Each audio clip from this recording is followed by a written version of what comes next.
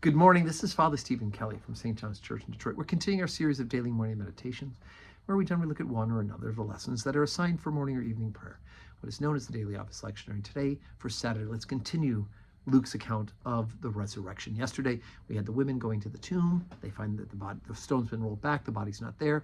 The angels announce that he's not dead, but he's risen as he promised. They remembered what they said, what Jesus said before he died.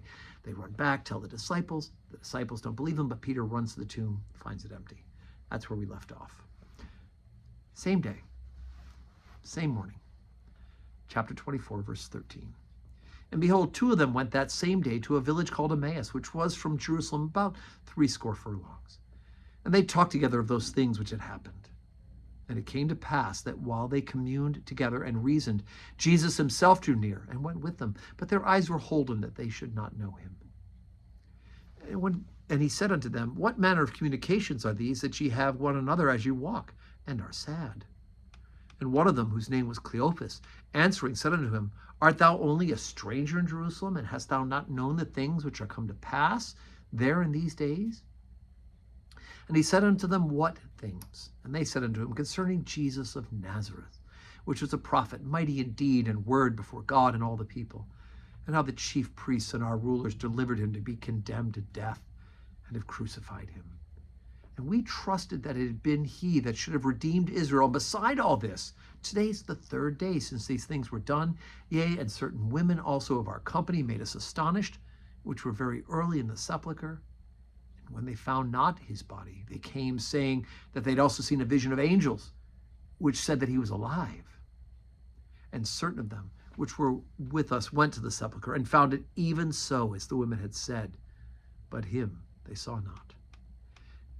Then he said unto them, O fools, and slow of heart to believe all that the prophets have spoken, ought not Christ have suffered these things and entered into glory?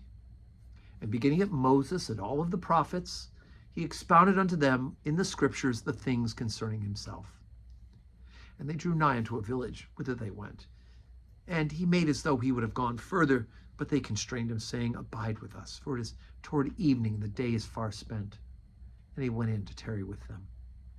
And it came to pass, as he sat at meat with them, he took bread and blessed and brake, and gave it to them. And their eyes were opened, and they knew him. And he vanished out of their sight. And they said one to another, Did not our hearts burn within us while he talked with us by the way, and while he opened to us the scriptures?